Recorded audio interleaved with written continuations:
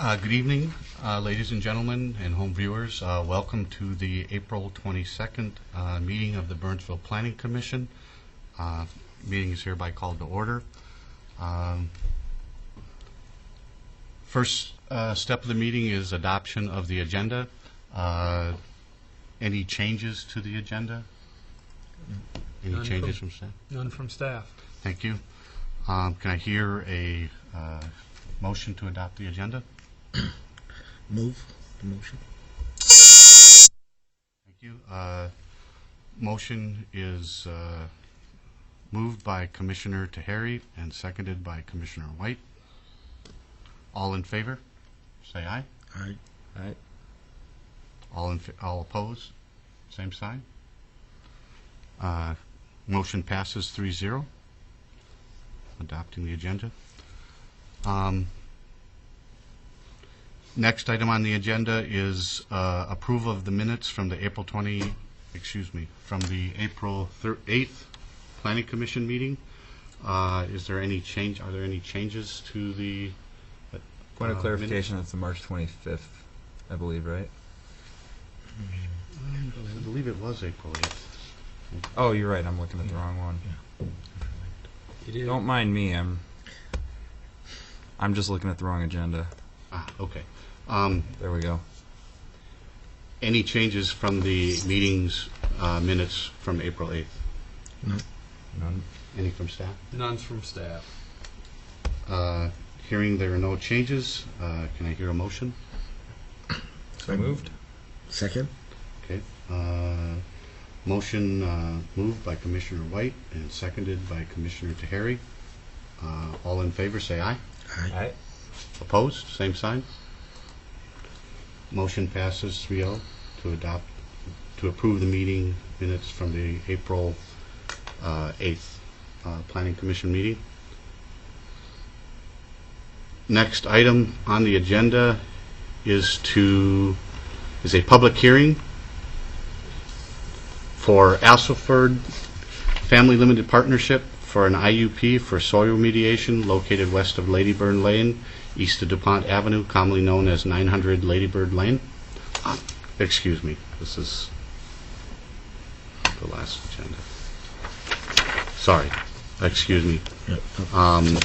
It's reading from the minutes from last. So I'm not the only one on the wrong Yes. agenda. All right. It's a well done. Get that out of the way right now. We blame it on the snow. Forgive us, we have a bunch of rookies here this evening, including myself as chair. Next item on the agenda is a public hearing for Church of the Risen Savior, application for a conditional use permit amendment for a 75-foot tall communication antenna located at 1501 County Road 42 East. Thank you, Mr. Chair. Commissioners, this was noticed as a public hearing. Staff is recommending the Planning Commission open the public hearing, take any comments from the public that there may be on the project, and continue the project to a date-specific meeting. We're recommending the next Planning Commission, which is May 13th. The applicant and property owner are working through some details we'd like to see wrapped up before the Planning Commission makes a formal recommendation to the City Council. So with that, staff is recommending a continuation of the project to May 13th. Thank you, Mr. Slania. Just a point of order, do we open the meeting, do we open the public hearing and then suspend the public hearing, or do we actually close it? Suspend it. Okay. So open it and then take a motion. Okay. Okay, I'd like to open the public hearing for the application for a conditional use permit amendment for a 75-foot tall communication antenna located at 1501 County Road 42 East. Public hearing is now open. And I invite anybody from the audience to come forward to speak. Seeing none, I'd like to Look for a motion. I'd look for a motion to continue the hearing. So moved. Second. Motion to continue the review of this topic by Commissioner White and seconded by Commissioner Tahari. Any discussion? All in favor, say aye. Aye. All opposed, no. Same sign. The public hearing is continued until the next meeting of the Planning Commission, which shall be May 13th, 2013. Okay. All right. Next item is a public hearing for the City of Burnsville for an ordinance amendment to Title 10, Chapters 4, 7, 19, 21, 22A, 22B, and 22C of the Burnsville City Code to modify definitions, establish performance standards, and assign zoning districts to the regulations of thrift stores and clarify waste material requirements. Planning Commissioners, my name is Alan Brixis. I'm with Northwest Associate Consultants. I'm here to present to you the thrift store ordinance for your review.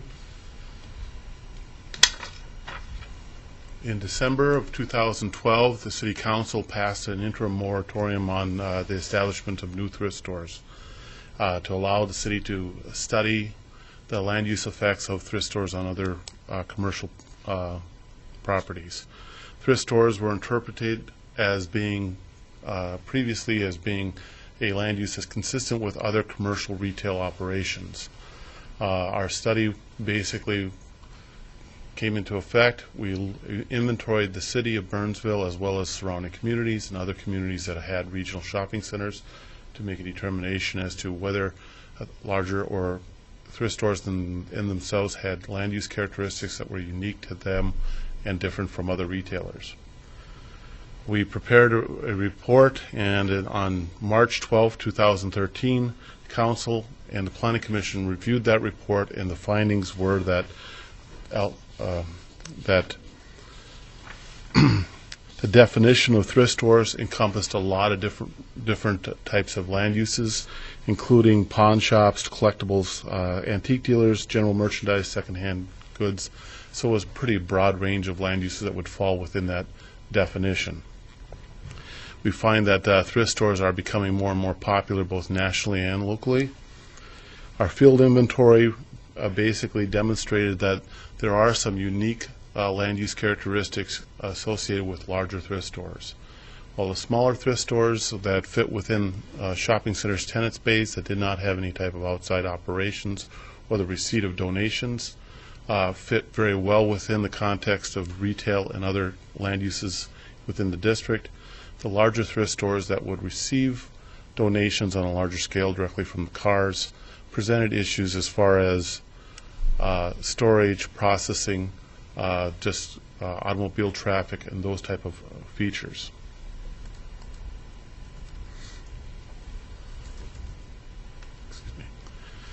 The city already has a business licensing requirement that establishes licensings for pawn shops and select secondhand dealers. And then in that respect, we did not feel there was a need to change the business licensing requirements. The end result was we did find a land use that was specifically unique to larger scale thrift stores, and that basically entailed their outdoor operations. The proposed ordinance that you have in front of you attempts to do the following elements. The first is we amended the definition section of the thrift store.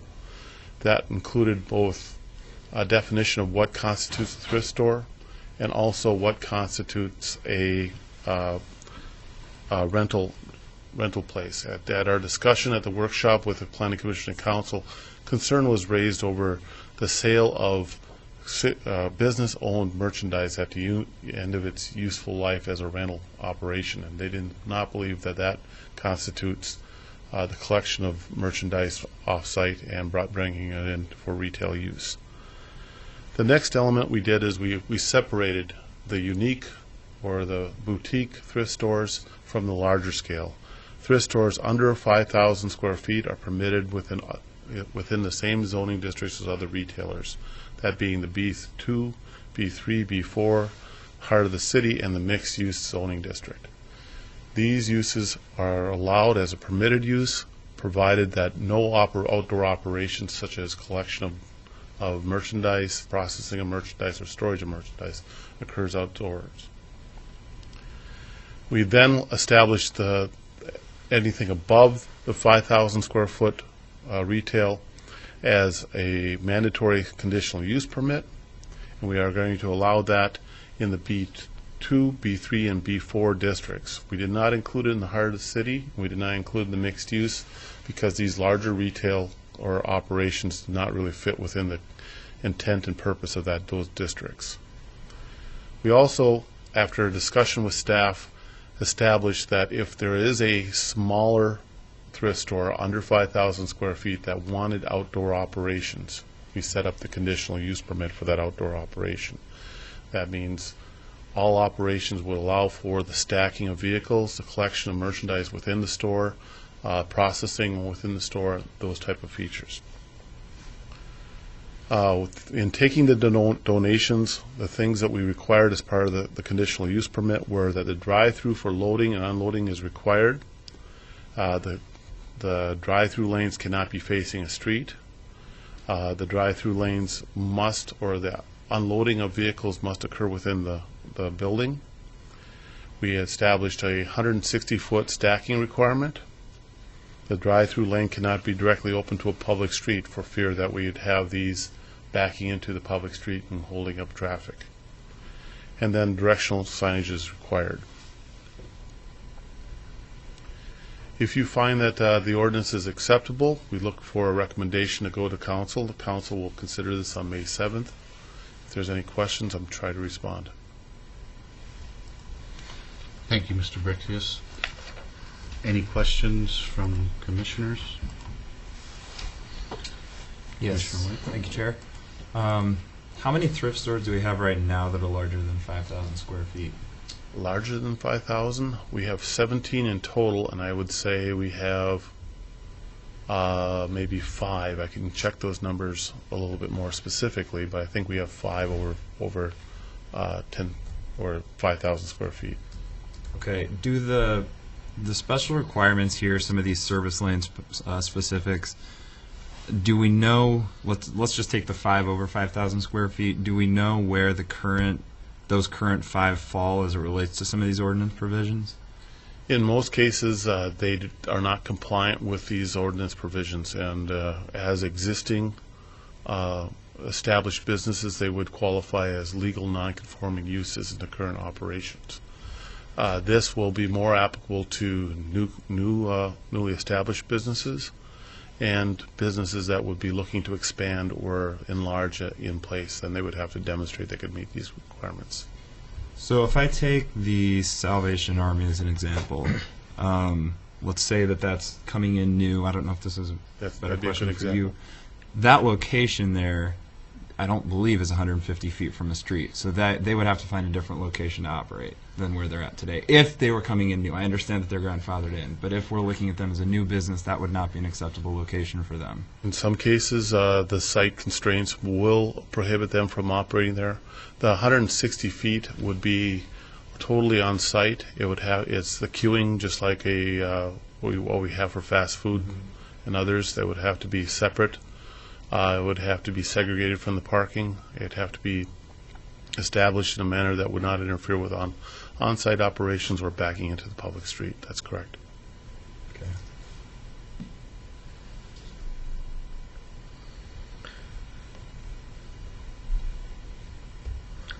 Any additional questions? Not at the moment for me, but go ahead, Ben. Do we, on these thrift stores, do we have any ordinance to consider the stores facing residentials?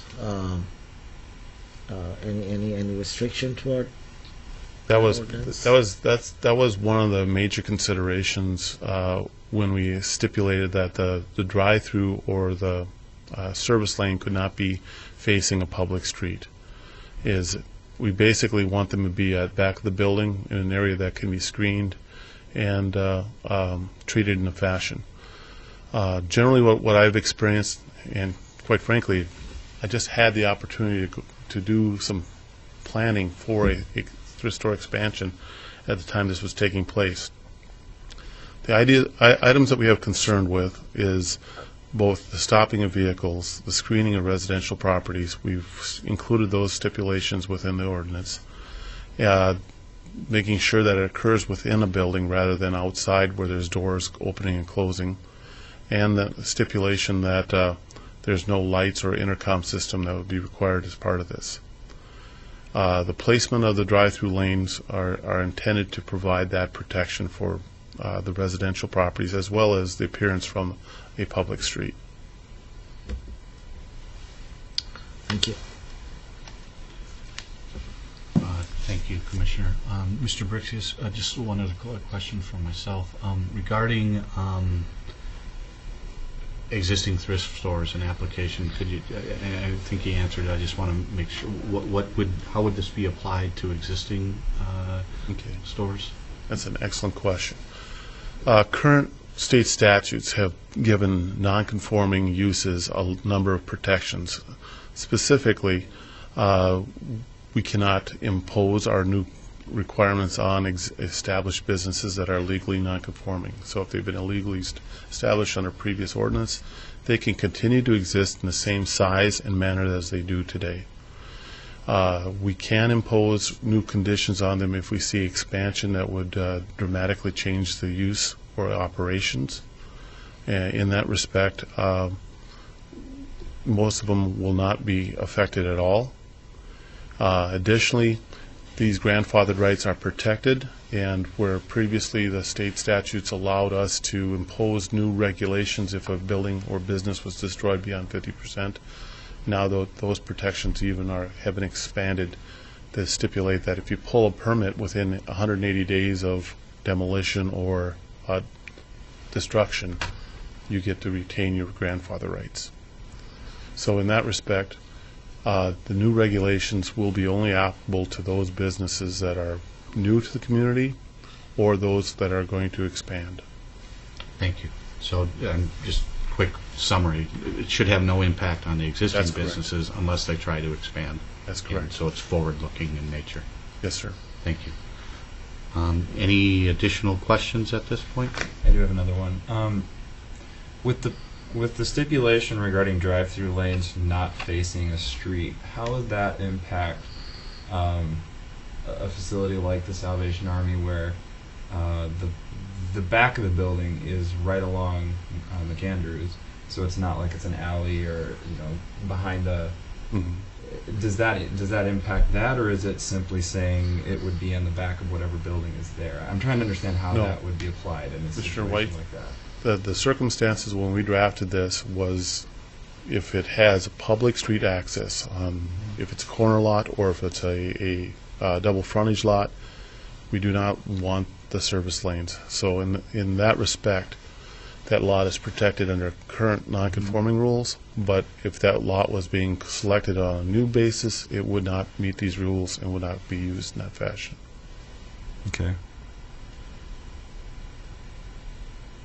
Can you explain the reasoning there? Why it couldn't face a public street? Is it just the visual appeal? Generally, it's the visual appeal.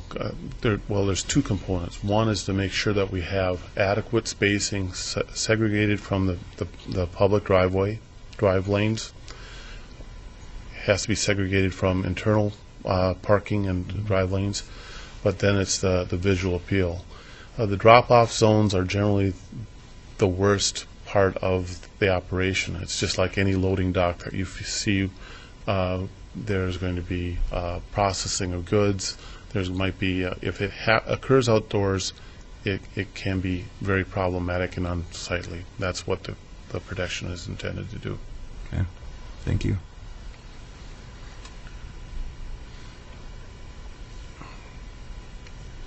Thank you. Mr. Slaney?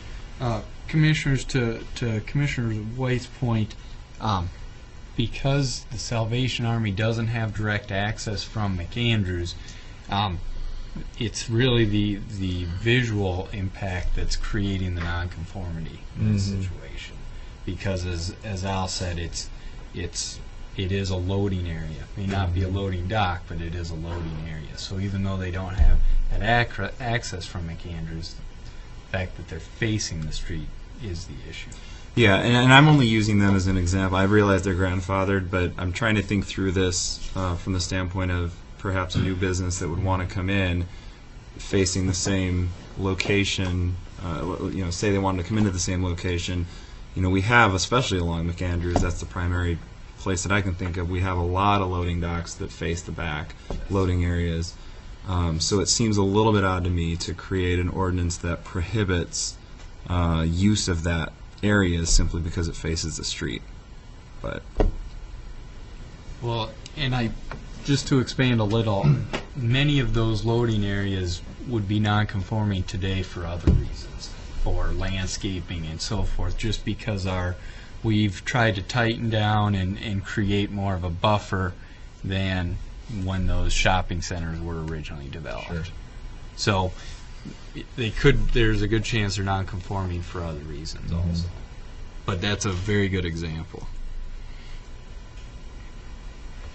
okay. Any further questions for Mr. Brixius? Yeah. Commissioner Yes, Tahir?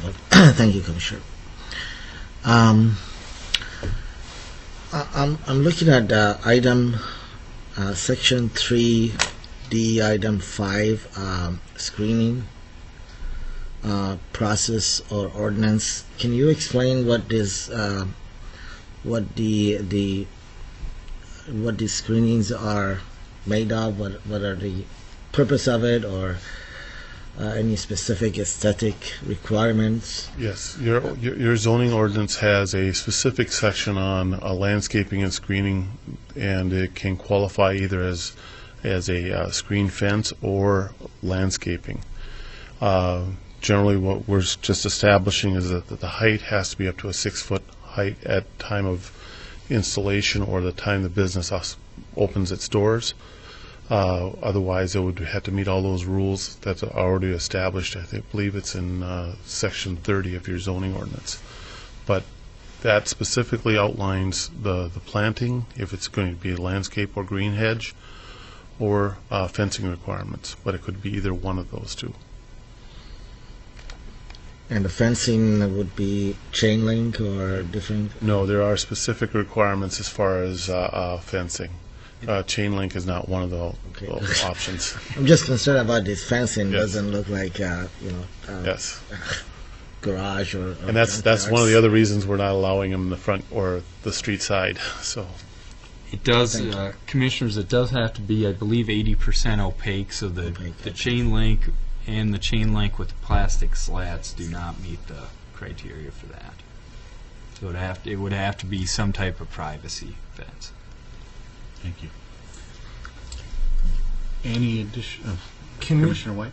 I have I don't know if this is a better question for Chris or you, but I'm curious to know just what prompted this. I'm assuming there was an issue that came up at some point that prompted this, going back to the interim decision in December, but where this came about. Certainly. Commissioners, we've got a number of thrift stores operating right now. Some of them are great operators, some of them we have ongoing enforcement issues with. And the city was aware additional thrift stores were looking at coming into town, and it's much easier to address these items ahead of time rather than dealing with nonconformities and waiting till expansions occur. So it was the council's choice to put the moratorium on the expansion and put an ordinance in place, so if these new businesses move in, we know we've got a better product going in. Thank you. Okay, Mr. thank you. Any additional questions at this point? Hearing none, this is a public hearing. It is open to the public. If anybody from the audience would like to come up and make a statement on this subject, please come forward. Seeing none, the public hearing is now closed. Any additional discussion?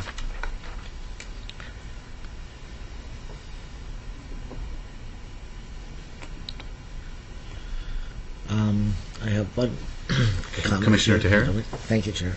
I just want to make sure as these projects come into the city and we review them and approve them, public have the most opportunity to participate and voice their opinions. I heard myself from other people there's some cities are not very open and liberal to this type of story. I don't mean to be negative or an obstacle on this, it's just as expressing what I hear. So I would strongly recommend that the stores they consider follow the public opinions, comments, voice, and comply as much as possible.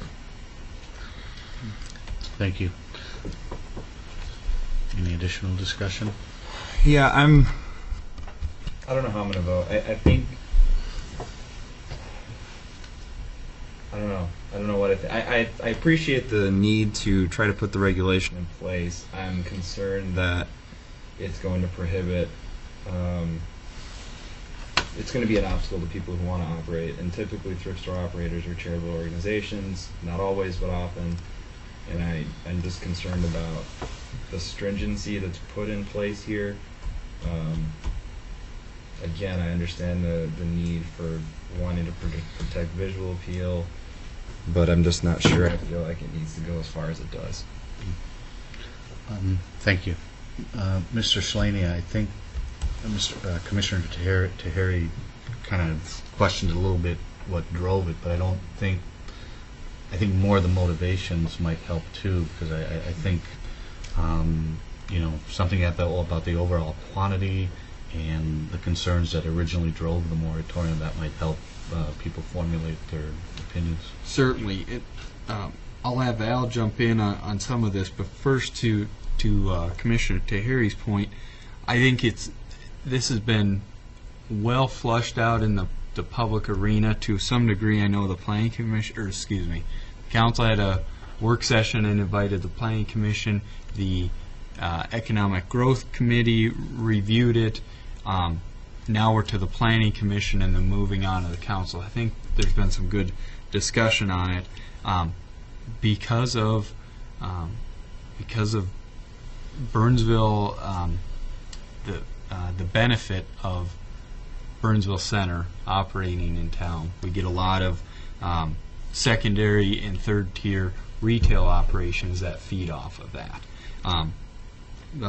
Staff and the council have noticed a lot of that is, or I shouldn't say a lot, many of those are turning through thrift and secondhand dealers and so forth, and there was a current concern that many of these stores are taking up prime retail space that really that the city needs to be successful. Prime retail along 42 that not only feeds off the mall but also benefits the mall, and I think that's where some of the motivation was to look at these, make sure if they are going in prime retail locations, they're operated well, they're screened well, they're clean, and hopefully they're successful. Al, I don't know if you have any more. Just to piggyback on that, our study looked at the elements, both the perception as well as what the realities were. The perception of thrift stores is frequently, and thrift stores and pawn shops, is frequently not considered they're high-profile retailers. Our study basically demonstrated that these uses are retail uses. They're active. They're being more and more popular. They're becoming more popular to a broader range of income groups and families and households. And as such, with their popularity and their growth, even a lot of the thrift stores are changing their retailing approach, making it more attractive, more appealing, the way they present themselves, both physically as well as the way they market their goods. And so they're coming more in line with more traditional retailing. The real issue becomes the receipt, the processing, the storage, and disposal of merchandise. That's where the ordinance was drafted. It really does not, when we look at smaller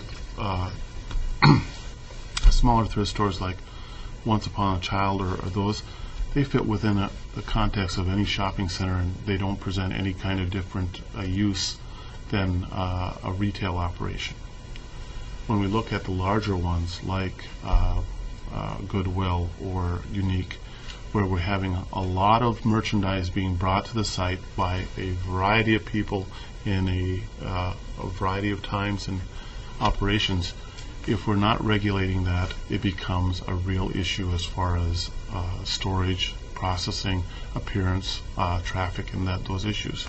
That's where the ordinance was drafted to address. Is my time up? No, go ahead. The final issues is that I think we looked at it. We're starting to see thrift stores like Goodwill. Goodwill has already embraced most of the items that are here. They have a drive-through. They have a service door that goes up. All loading is done within the building. Processing occurs within the building. The issue I see more from an industrial-wide standard is the success of thrift stores are often what creates the biggest issues and problems. They may come in and they may start small, but with their success they grow, and their building is not large enough to contain all the operations that are necessary. So pretty soon you'll have a pod or a semi filling in for an accessory building to take their merchandise or to at least stage their merchandise till they get it processed. Not everything is saleable, so their disposal needs increase dramatically. A lot of people look at thrift stores as a way of getting rid of stuff that they can't take to the dump or that can't get picked up at the curb, and so illegal dumping or just dropping off stuff. So that puts a burden on those and results in areas. So when you look at the thrift store performance standards, as far as the only thing we really try to get a control on is the potential for those outdoor operations. Queuing for cars that want to drop off merchandise, processing everything within the building, not allowing semi-trailers or pods to become permanent fixtures or permanent buildings within a shopping center area. And this will make new businesses look at where they're locating and making sure that the size of the site and the location of the site is capable of actually handling their operation, rather than just coming in and taking a site and just starting and letting things build. So in that respect, you're absolutely right. I think there's a market for these. They're just like any other retailer in that respect. But that outdoor operation creates problems not only for joining residential, but other tenants within the same shopping center. And so it becomes critical that we look at where they're going to locate and how they're going to operate within the context of a larger center. Shut up now. Mr. No, Gratius, just along those lines, I think when the moratorium originally went in place, and maybe I recall reading it in your report for the workshop too, but there were a lot of other considerations. There were considerations with respect to proximity to other thrift stores and proximity to certain shopping districts within the city. And I think my recollection, and maybe you can comment on the topic, is that after all these other, I think you guys looked at a very wide variety of items that what concerns people may have with respect to the thrift store concept, and I think all that other stuff was more or less pushed aside as mostly non-issues, and the focus really is on this unique characteristic that you just spoke of the drop-off of goods. I mean, that, as far as I can tell, that is where the focus of the ordinance is in that, but within the other respects and the other considerations, those more or less became non-issues, and this is the crux to the issue as far as the ordinance changes. Is that correct? We tried to go, we looked at the perceptions. Were these perceptions real? We went to these other cities that had ordinances. The ordinances that had spacing requirements between thrift stores, we went to their staffs and challenged them and said, why would you have a 300 or 1,000-foot space in between thrift stores? Well, it was based on that perception that they attract those people. Well, those people are the people that live in your community, because they're not traveling great distances to go to different thrift stores. The thrift stores are available in a lot of different locations, which is reflected in our report. So how are they different? It wasn't a social issue, it was a land use issue. And that's the only thing that we focused on, because we could pretty much dispel that, the social issue concerns. Thank you. No, can I respond? ahead. I appreciate that. I think that helps me a lot. My biggest concern seeing this was that we were trying to essentially keep thrift stores out completely, and I don't. Whether it's because of a perception of who's shopping at thrift stores or whatever the case may be, that rubs me the wrong way for a number of reasons, and so I think that helps give it the context that I need to support it. So Okay. thank you. And I share your concerns too. I kind of felt when the moratorium was originally put in place, I thought it was, but then once the study occurred and they really explored a lot of the issues and I felt the workshop notes focused on the real potential issues. As far as social stigma or anything like that, I don't believe there's any social stigma. I mean, I think I know me and my wife argue over who got the best deal at Unique once in a while. So I don't believe there is that stigma. I think there's a lot of use of that stuff, and you can find good. It's like garage sailing to some extent at an established locale. This is actually the second study I did. I did the first one for the city of New Hope in 2002. So I knew a lot of things. So when Chris and Jenny brought me in the first time, I said, I have a good idea of that a lot of this stuff is emotion and not real. And the facts bear out. They're not an issue as far as crime. They're not an issue as far as perception. A broader range of income groups are looking at it, especially over the last 4 years. More and more households have looked for deals and gone to these two. Once Upon a Child is a mainstay for anyone who's got a new child. So Yeah, my family's in the same boat as yours. With my wife loves them, and I think the #1 song on popular radio for 6 of the last 10 weeks is called "Thrift Shop." It's a fairly well, I think it's pretty mainstream. So I don't. Anyway, I think with what you're presenting here, I can live with this. I can support this. Commissioner Tahiri? Yeah, thank you, Chair. I have a couple of questions. I'm not sure I asked Chris or either one, if you could answer. Chris, what is the driving force behind this? Just out of curiosity, what made you guys get up and say, yes, we need this opportunity for this type of projects or opportunity come to the city? What was a thought behind it? That's number one question. The second one I have, is there any setback requirements of the store to R-zone or residential and housing properties?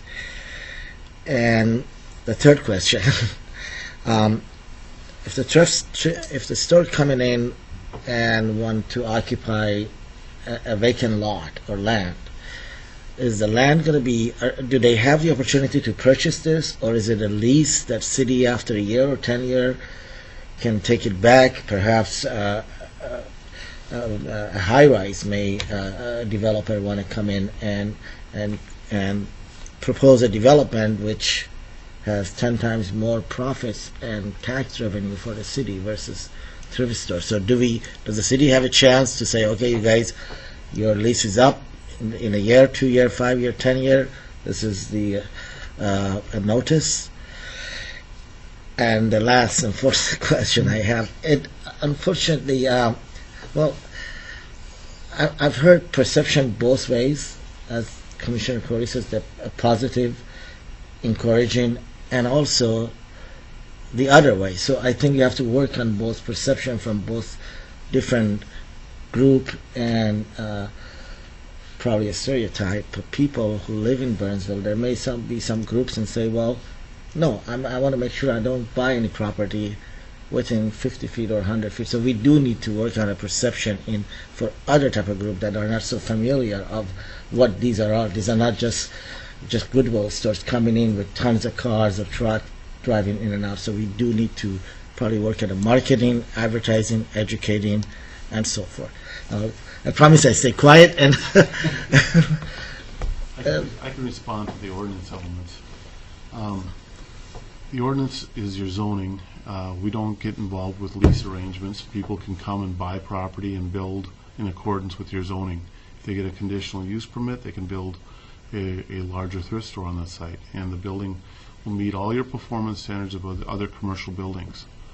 One of the things that I would emphasize is that Burnsville has a remarkable set of criteria as far as what the building looks like, the setback criteria within the zoning districts. The only thing that we've done here is basically tweak that component that is unique to larger scale drop-off or donation centers. They have to meet all the building performance standards, all the signage performance standards. They're going to look like other retailers. They're going to operate like other retailers. And the one thing that I would emphasize is that a lot of times, Unique is a perfect example, these are major traffic generators. And if you're looking to locate a business, you want to be in close proximity to other businesses that generate traffic. So from that standpoint, I don't believe it's necessarily a deterrent. We do not have any additional setbacks for these. The setbacks, we did not think we had to establish any new, because the district setbacks are applicable to all commercial uses. And so there's no additional setback requirements for these. So we don't get into the lease arrangement. So this is, if they want a lease from an existing shopping center, that's a landlord business, private venture without the city being involved.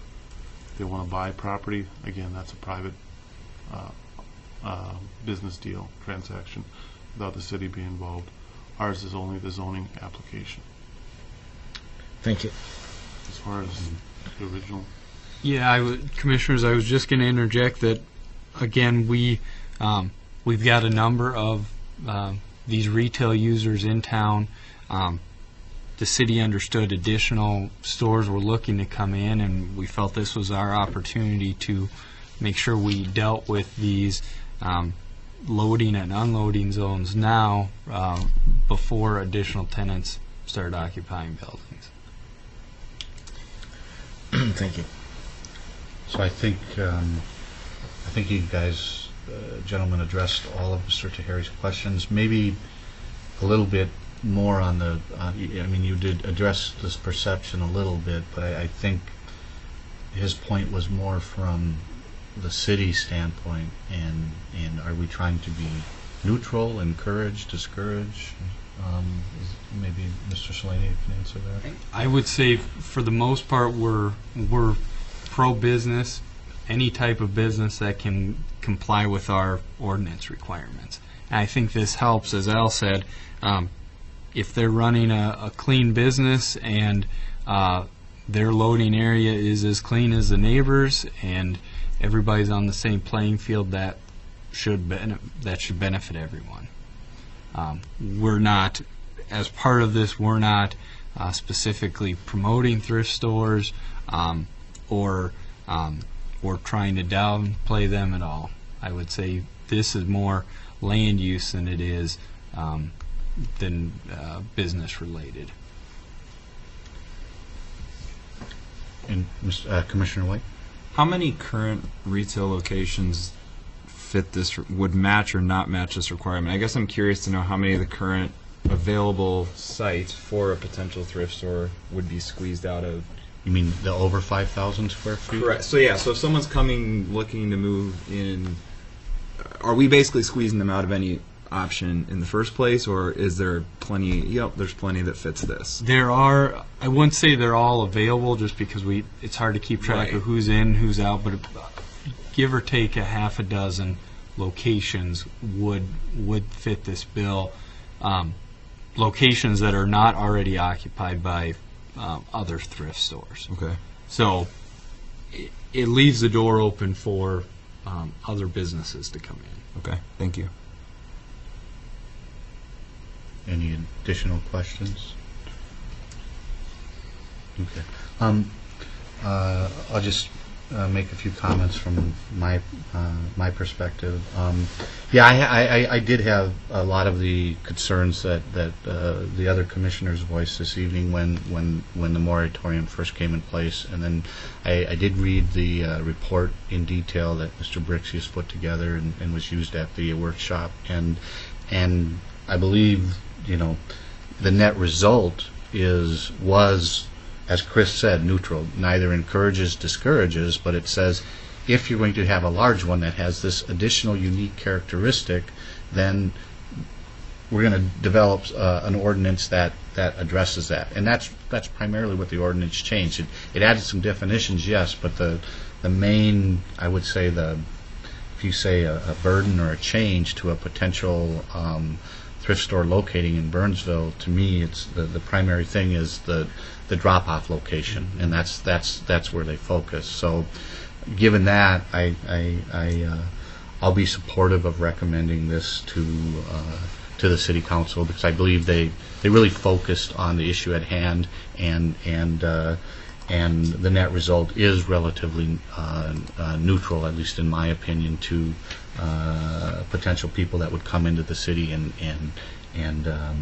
open a new thrift store. Yeah, I'm in agreement. I think that was the biggest concern for me, was that this was not there wasn't an agenda behind it to remove a certain type of business. We all have our personal preferences for businesses we like and don't like. My wife used to joke that we moved to Burnsville because they didn't have a Walmart.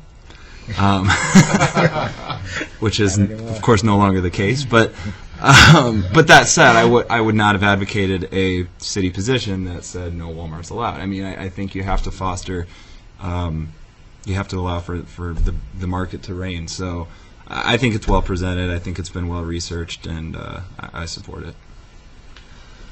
Okay, any further comment, or can we hear a motion? I can make a motion as soon as I pull it up.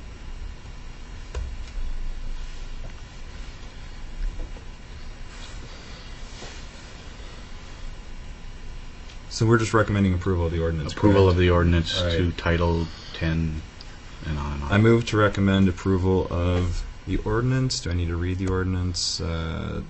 Any information Just on it? Title 10, that piece Title there. 10 and the chapters. I move that we recommend to approve to City Council the ordinance amendment to Title 10, Chapters 4, 7, 19, 21, 22A, 22B, and 22C of the Burnsville City Code.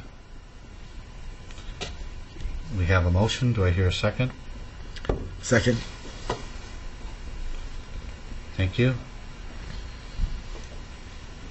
All in favor? Excuse me, before we do that, any additional discussion? Okay. All in favor, say aye. Aye. All opposed, same sign.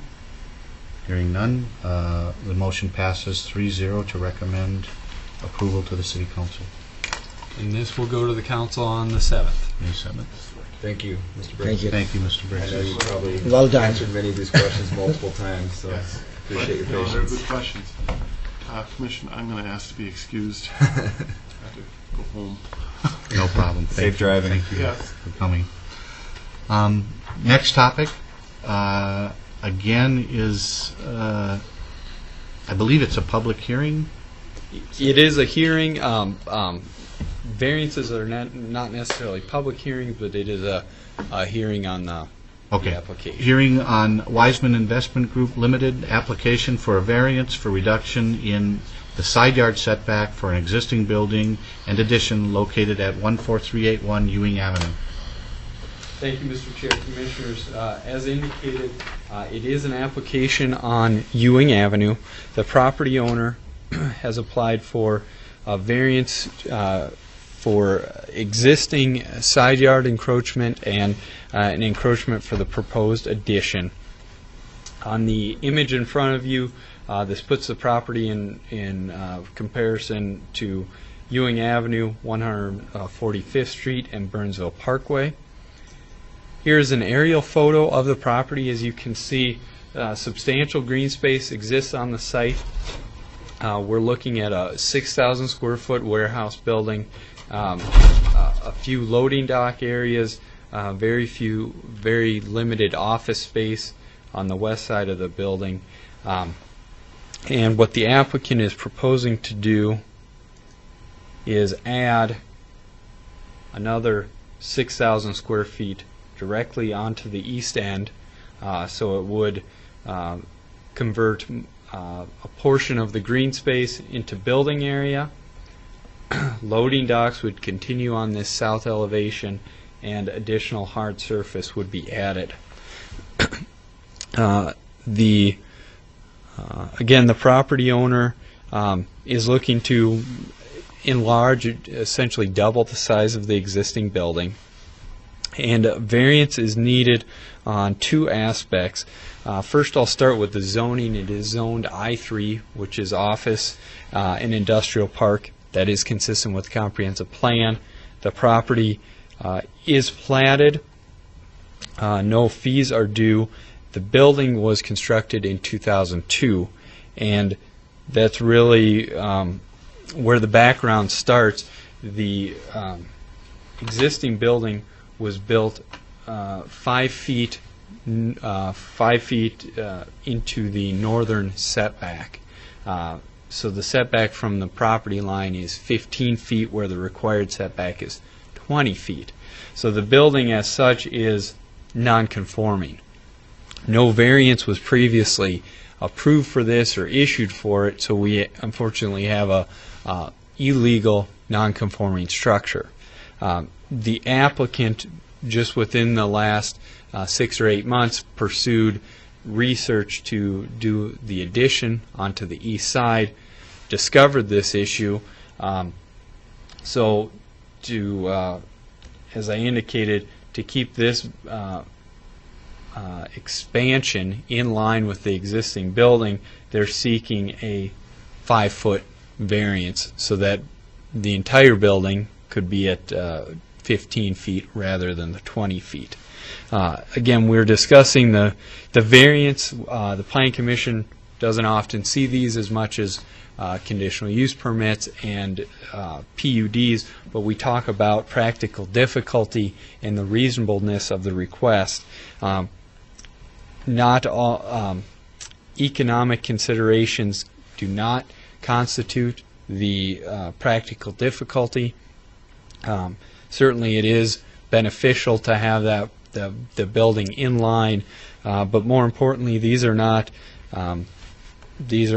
circumstances created by the property owner. It wasn't until recently, when the survey work was done and the research on the building addition, discovered the 5-foot encroachment. Staff certainly sees the benefit to the addition. It is in harmony and consistent with the surrounding area. Much of Ewing Avenue and the surrounding area is office warehouse. Same architectural precast panels would be used with the addition. Here's some elevations, so you'll see the existing building ends here, and the addition would continue. Here's the west elevation, or the front, the rear, and the south elevation. As I indicated in the report, the other setback and green space requirements have all been satisfied. Green space throughout the entire site exceeds the minimum green space within the parking lot. The setbacks, everything but that north elevation, are satisfied. The applicant has done a nice job to enhance the existing, or enhance the landscaping. These trees are actually on the property to the north. These trees on the west and the south and in this island exist currently. The applicant will continue plantings along this north elevation, add plantings along the south elevation, and within the parking lot to give it additional curb appeal and enhance what's there existing. As I indicated in the report, the applicant is proposing 10 parking stalls initially with, as you can see here, possible proof of parking to be established later. Staff views this as a benefit. The operation has surplus parking stalls now. We don't see the need to install additional hard surface if it's not going to be needed immediately. No tree loss is expected, and the applicant is also proposing a substantial stormwater management system. Currently, there is no treatment on site. The applicant, as part of the project, will be doing some on-site infiltration and water quality. So there will be a rainwater pond on the east side of the project. Both the hard surface and the proposed stormwater are satisfied even if the applicant does install the proof of parking in the future. So they've done a nice job to plan ahead and address all of these issues at once.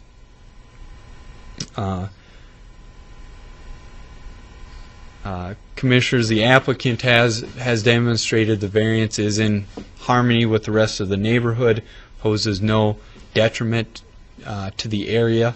Staff is supportive of it. We have representatives from R.J. Ryan Construction, who is the contractor on the project, here should you have any questions. And Commissioners, I'll stand for questions.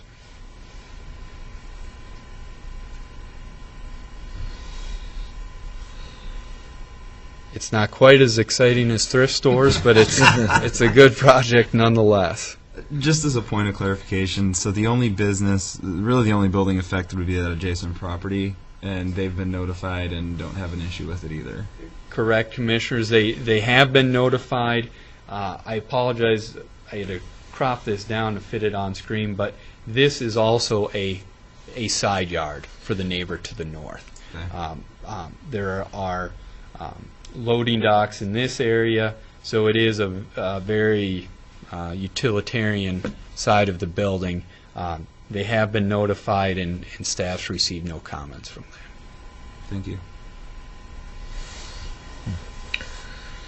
Commissioner Terry? Thank you, Chair.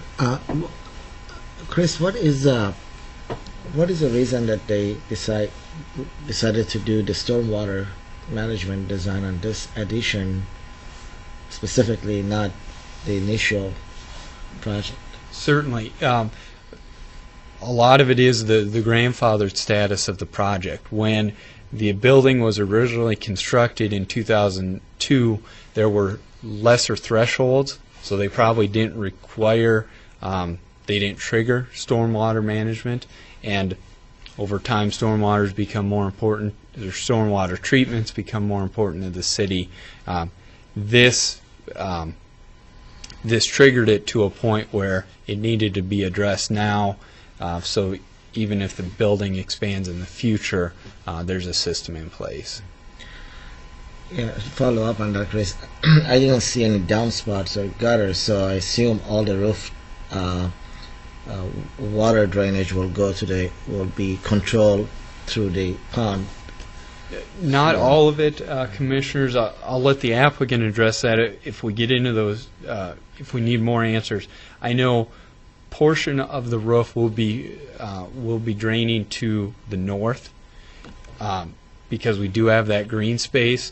I know basically the parking lot, the hard surface, will be going into the pond. I'm not sure how much of the building goes into the pond.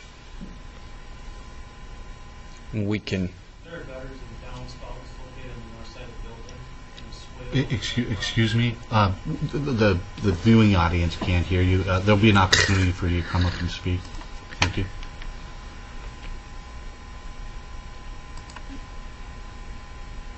But to that point, the design of the pond satisfies our engineering requirements. Yeah, I do see overflow gutter here, downspouts, but okay, so you are anticipating some just daylight discharge of the roof drainage. Okay, thank you. Any additional questions for Mr. Slaney? Mr. Slaney, I just have a few questions. I think you referenced section 5, maybe .285 of the ordinance, where you looked at the criteria that need to be satisfied for a variance.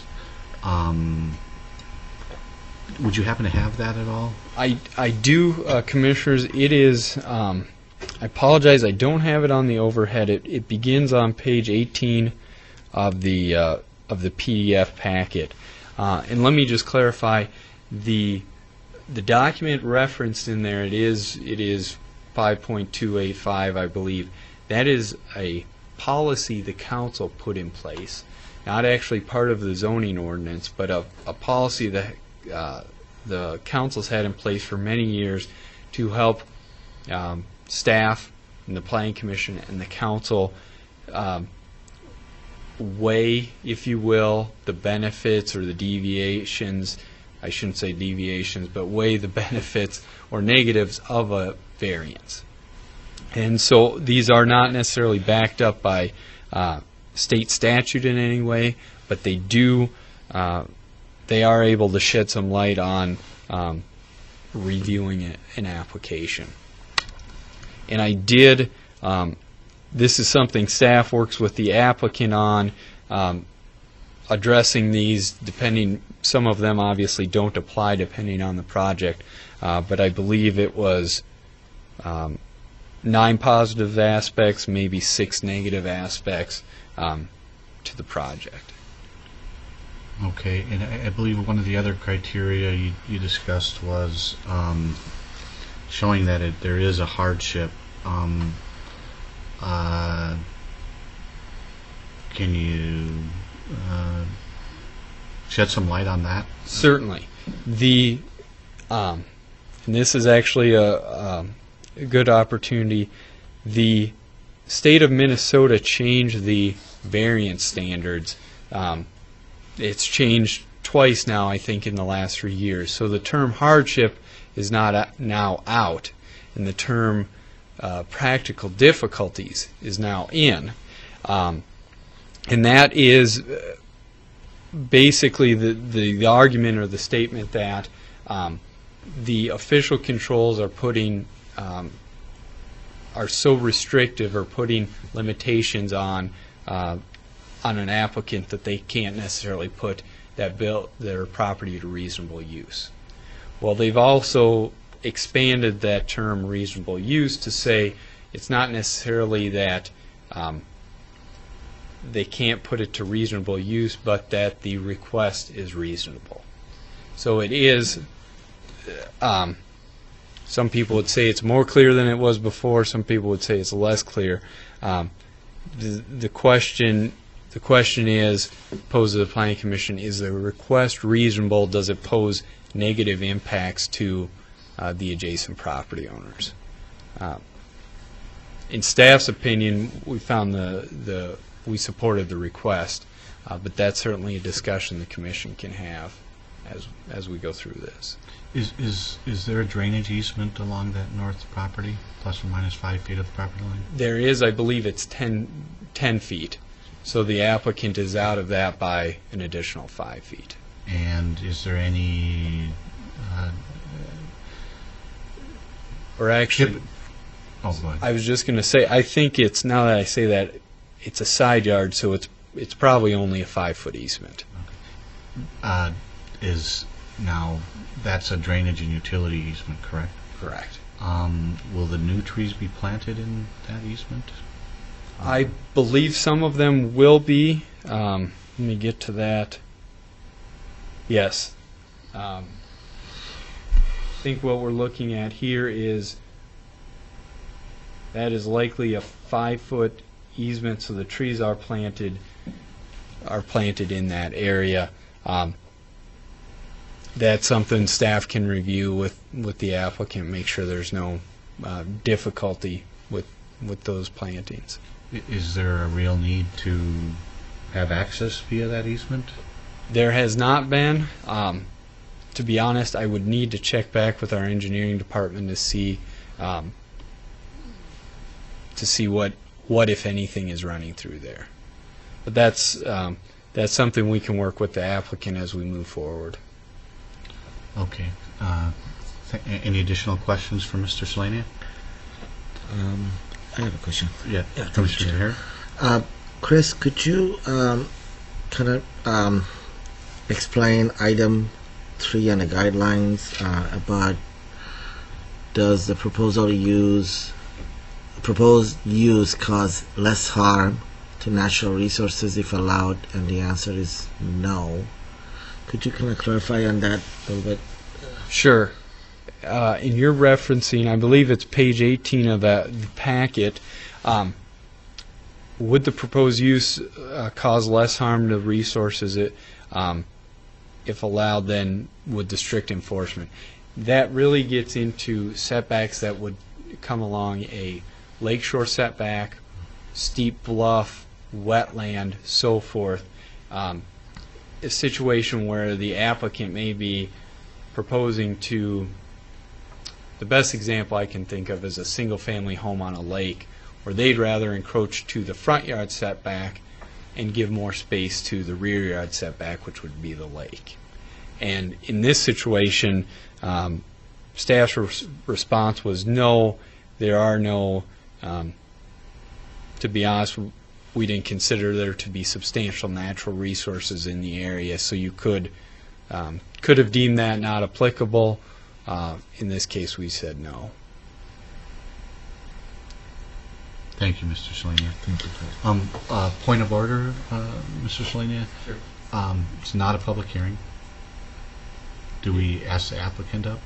It's not a public hearing, but we do invite anyone who's interested in speaking. Okay, all right. And that can be the applicant should they want to add anything. If there's no additional questions for Mr. Slaney at this time, I'd like to, none, gentlemen? Okay. I'd like to invite anybody from the audience up for any comments or questions, if you'd like. Mick Schultz with RJ Ryan is.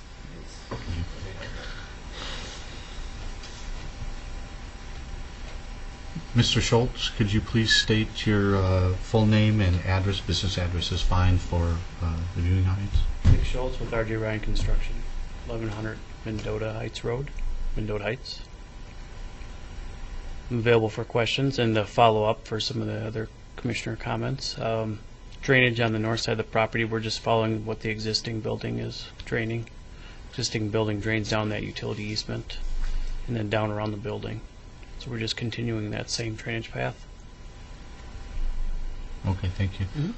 Any questions for Mr. Schultz? I have a Commissioner question. Yes, thank you, Chair. Yes, I'm more concerned about the aesthetic of the project, the look. From the experience I had in some of the precast panels project is when we add a new addition to 10, 12 years old building, it's very hard to match the precast texture, well, not so much texture, but the color to color. So you, just from the aesthetic point of view, have you thought about this in case the panels don't match, or if or we know 100% the panels we have they match the color, they don't look kind of awkward? Well, these days, the companies like Fabcon and such like that, they do a pretty good job of matching the colors. They do, okay. We have provided some visual relief too on that north wall, just to kind of try to highlight things. We're making a couple of the panels a little bit taller, just to kind of break things up. Okay, So that should help too, with the different colors. good, thank you. Any additional questions for Mr. Schultz? Mr. Schultz, I have a question for you. I'm still I'm coming to question the practical difficulty element of this. It seems to me that the building could be a little bit narrower, or it could have been offset back to front, giving further visual relief to both the back and or both sides of the building, if you will. Can you share from the applicant's perspective the practical difficulties that are encountered? Basically, offsetting the building 5 feet to the, down, coming down the page a little bit, you lose a little bit of truck turning and things like that, a little bit of maneuverability in the parking lot. You kind of change your structural a little bit too. I guess when my client had looked at the project, they more or less just wanted to add, 6,000 square feet of 6,000 square feet of warehouse on the building, keeping it along the same sight lines. Okay, all right, thank you. Any additional questions for the applicant? Thank you, Mr. Schultz. Thank you, Commissioners. Okay. Any discussion?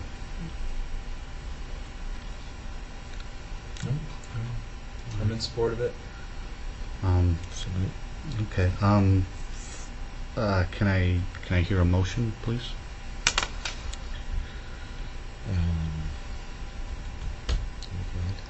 I can pull it up here. Just need to find the language.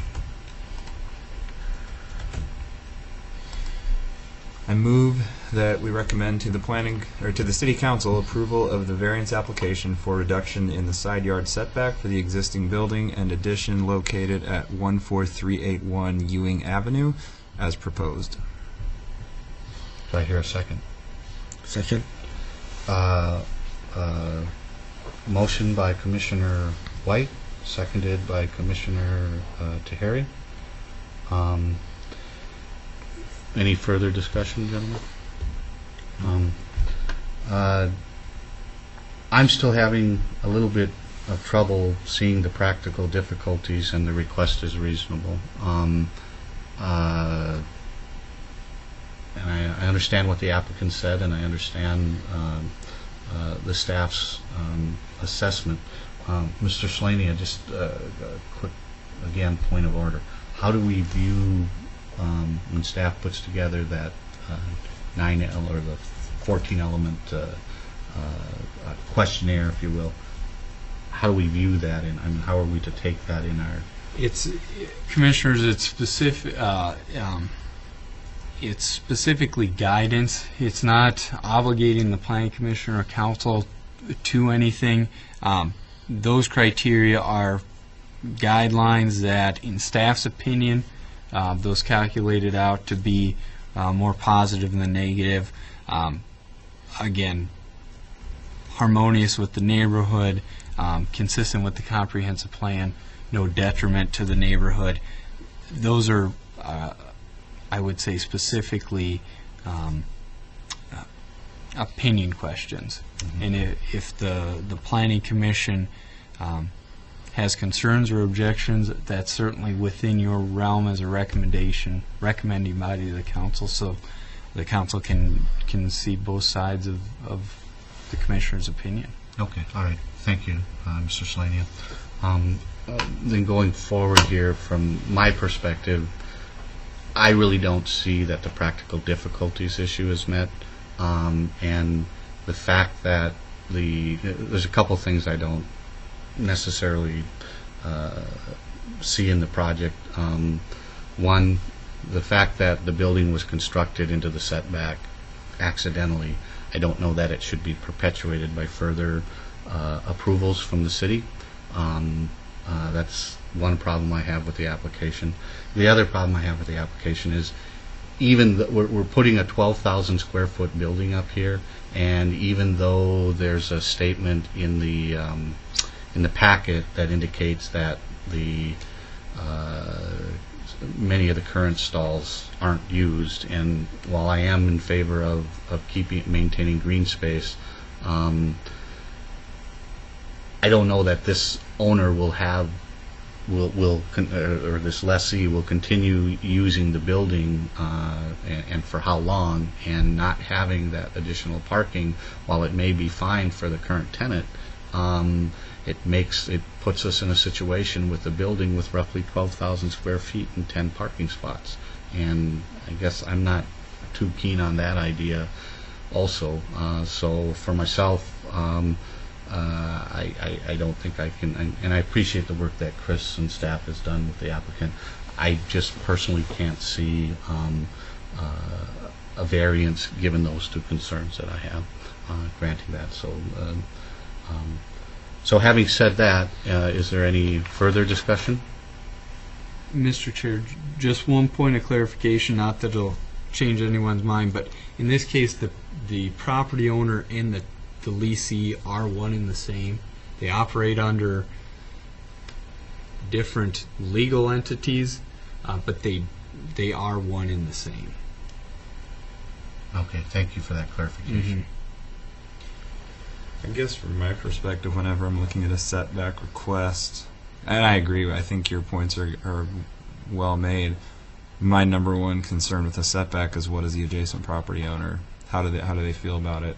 And given no opposition there, I feel like I'd have to have a really strong argument to say no. So that's my number. I think the parking space issue, it certainly is a concern, but I don't like making a decision based on potential future use, because I think if we went down that road too much, you wind up putting a lot of strings that we'd attach to a lot of things that we perhaps shouldn't. So I don't disagree with your points. I think they're well made. I just don't. For me, it's not an obstacle to voting yes on it. And to be quite honest, this is a hard one. Yeah. I don't feel strongly one way or another. I just feel, on balance, for me, that's my position. So. I understand perfectly what the chair concern is about.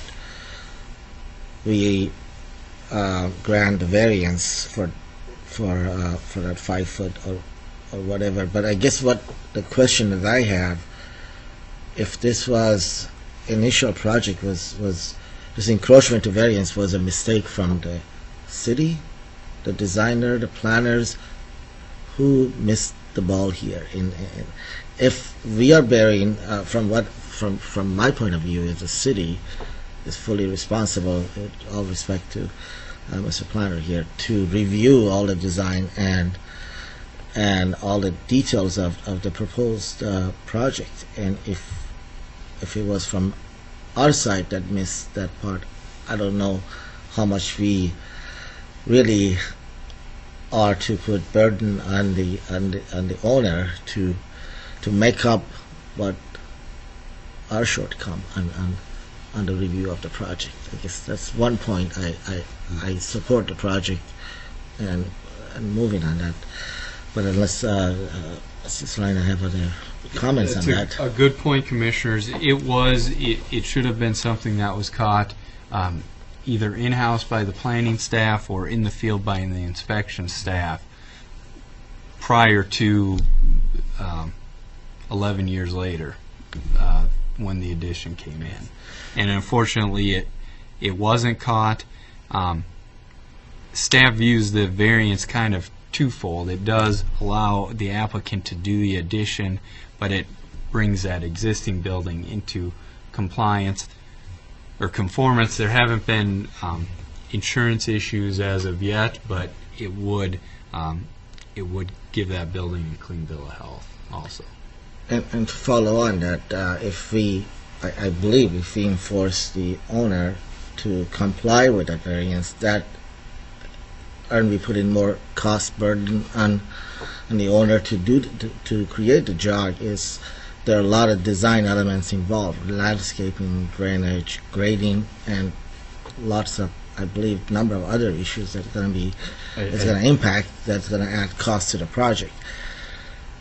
So, because of that, I believe that we should have been more detail oriented to review this. I'm having a difficulty to put the burden back on the owner of this issue. He doesn't have a choice but to align wall to wall to make it work and control the cost. That's my opinion on that. Two comments here, Commissioner Tahiri.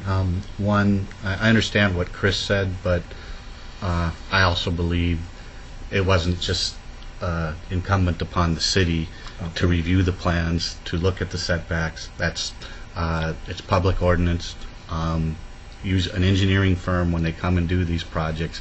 They design the building, they design the site in compliance with the ordinance. So while there were mistakes made here, I certainly can't in no way place responsibility for those mistakes on city staff. While they made some mistakes in not fully reviewing the project, the fact that the project was designed, surveyed, staked out, et cetera, and built into the setback is I would put very little responsibility on city staff with respect to that. And I guess my other comment is I don't believe, and Mr. Selenia, you can correct me if I'm wrong, but I don't believe as part of our judgment criteria that we take economic factors into consideration.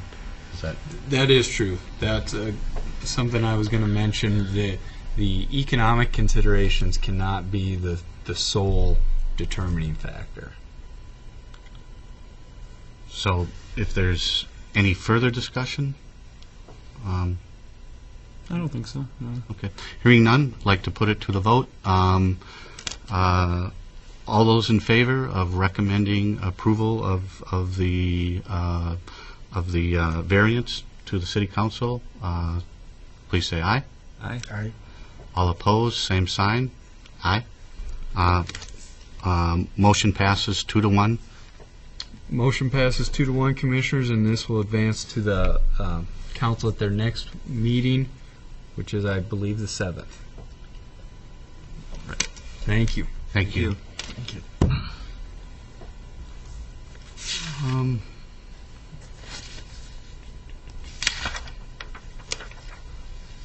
That leaves us with one other item, updates. Do we have any updates from commission members? I should probably give my update. This is my last meeting here as a commissioner. I'm moving out of the city on Saturday. So I just want to thank everybody here who's, especially Mr. Selenia, who's helped me to learn the ropes here. I certainly initially had planned on giving more than a year of my time to this, so my apologies that it's not more than that, but that's where I couldn't have predicted a year ago where life would have taken my family. So, and looking back to when I applied, I know applications are currently open for people to apply here. I think that window closes on April 30th, so you've got 8 days to get that in. And I just want to encourage other Burnsville residents to make that effort, whether it's the Planning Commission or another commission. It's been a great experience. I think you really get a different view of how your city runs, how your city functions, why things are passed. I think it's always easy, especially as you're going through as a homeowner or as a resident, when you see ordinances and you see different compliance things, frustration is always there, or can be there, when you have to comply to something you don't want to. But then as you dig in and you see the reasons behind those, and sometimes you're still not going to agree, and that's fine. And I've had my differences with other commissioners and with city council members that I've vigorously opposed, and with those same people I vigorously have defended them and agreed with them, and that's just part of how your city works. You engage in a civil manner, but at the end of the day, your job is to keep things running. So thank you to everybody here. I'll go back to my first application here, I think 3 or 4 years ago when I first applied, and got a call the next year saying, hey, can you apply again? I know you didn't make it last year. We'd love to have you. Still didn't get in the second year, but I had a handwritten note from Mayor Kaut saying, hey, we really wanted to fit you in. We just couldn't, and please try again. So that encouragement just kind of brought me back and kept me applying. So again, just want to encourage other people out there to apply, to make that effort and participate, because it's been a fantastic experience for me. So thank you. I want to thank you, Commissioner White, for your service to the Planning Commission and to the City of Burnsville, and really appreciate your participation. You brought a lot of insight to a lot of subjects, and just want to thank you for your service and wish you the best in your future endeavors. Thank you. Okay. Also, just one more update. There are quite a few openings on quite a few of the advisory commissions in the city here, and I do encourage anybody watching at home to apply. There is some time commitment to these various things, but it is a way to give back to the city and a way to participate in the city and learn about what the city is happening. And I truly do encourage those in the viewing audience to consider it, see if you have some time to commit to the city, and I would encourage you to apply for a commission. And any updates from Mr. Shlania? None from staff? Okay. All right. Thank you, Chris. Thank you, commissioners. We have one more item here, and that would be adjournment. Do I hear a motion? So moved. Second? All in favor, say aye. Aye. Aye. Opposed, same sign. Passes 3-0, and we are adjourned. Thank you.